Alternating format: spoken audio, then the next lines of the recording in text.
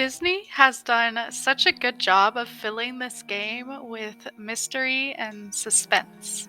There's a lot of secrets hidden in plain sight, and there's so much to do in the game that you might have been too busy to notice these small details and potential clues about what characters, realms, biomes, and storylines could be added to the valley sooner rather than later.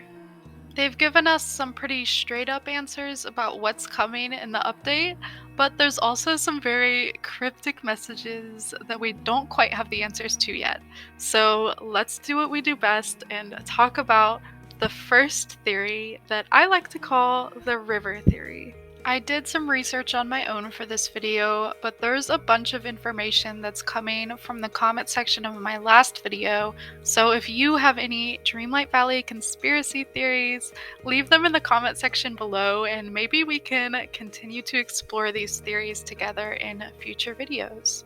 So for some context, let me show you where the river flows.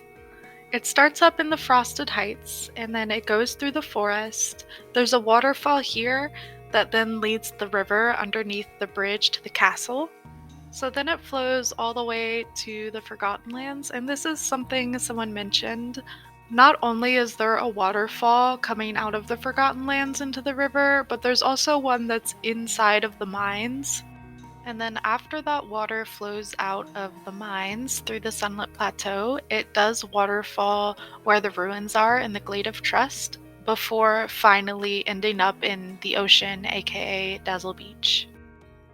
Since all of the water in the valley is coming from the Frosted Heights, there is a huge chance that Olaf could have some tea about where the lost city of Atlantis is, especially because of this teaser art Disney just tweeted that shows an Atlantic-style entrance to the snowy mountain that's been grayed out on the map. If you guys haven't heard already, this entire game is themed around Atlantis. I did not know the extent of this until you guys told me, but it's literally everything from Elsa's Cave, this area in the Forgotten Lands, the mines, the Mystic Cave, and of course the ruins in the swamp, and I'm probably missing other stuff. But I discovered it goes way deeper than just the ruins. The story of Atlantis follows Milo, who is a cartographer who also studies linguistics. He really wants to prove that the lost city of Atlantis exists. The reason that Milo is ultimately able to find the lost city is because he found a mistranslation in a text. The text said that there was a book that could be found in Ireland called the Shepard's Journal, but Milo discovered that the R in Ireland should have actually been a C, meaning the Shepard's Journal was actually located in Iceland, not Ireland. The Shepherd's Journal is suspiciously similar to the old ruler's last diary. It's an ancient text written in the Atlantean language.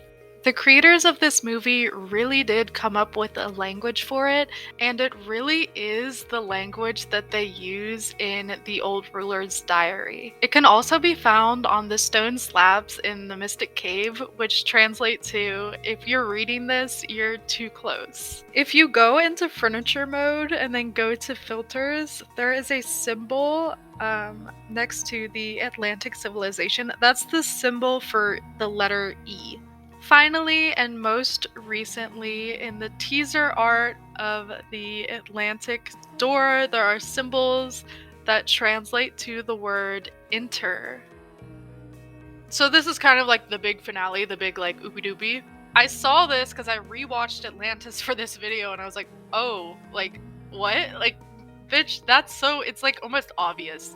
It also looks like Fortnite right now, but I'm pretty sure like what I could gather from the movie, Atlantis is like inside of an air bubble underneath the ocean, and this is what it looks like. It looks exactly like the island that we're on in Dreamlight Valley. Of course, when he gets to Atlantis, he meets our girl, Princess Kida, and discovers the energy source for Atlantis, which is this crystal that looks similar to this one outside of the Mystic Cave. Lastly, a similarity between Atlantis and Dreamlight Valley is that there are these big, massive heads. And the heads in Atlantis are like when a king dies, they carve their face into the stone and then it like protects them. And so that's what Kidda did with her dad. And now she's Queen Kidda. I didn't know that, but she's a queen. And she's a queen. And in Atlantis, there are 7 dead kings, or 7 great stone kings. And at the bottom of the Mystic Cave, there are 7 little slabs blocking that door. I want to know what you guys think. Is Atlantis just an underlining theme of the game? Or do you think that it will actually be like a realm or maybe a biome? And if it is a biome, where do you think the entrance will be? Because I have some ideas. So I think some potential gateways into the lost city of Atlantis in Dreamlight Valley could be through the secret mystic cave doors. There's 2 of them. This one and this one. It could also be through the night thorns that are under the bridge to the castle. Those, like, anywhere where there's night thorns, I'm always, like, suspicious that something is going to be uncovered there because that's the point of the game, right? And then also, I think the swamp ruins. I think there might be a way to enter through the swamp. Let me know what you guys think of this theory, or if you have any other theories that you want me to make a video about, because I would love to do that. Thank you guys for all of the positive interactions that you've had in my last video, not just to me, but also to everyone in the comments, like replying to comments and stuff. Everyone has been so nice. So thank you so much for that. But yeah, so thank you guys for watching. Bye!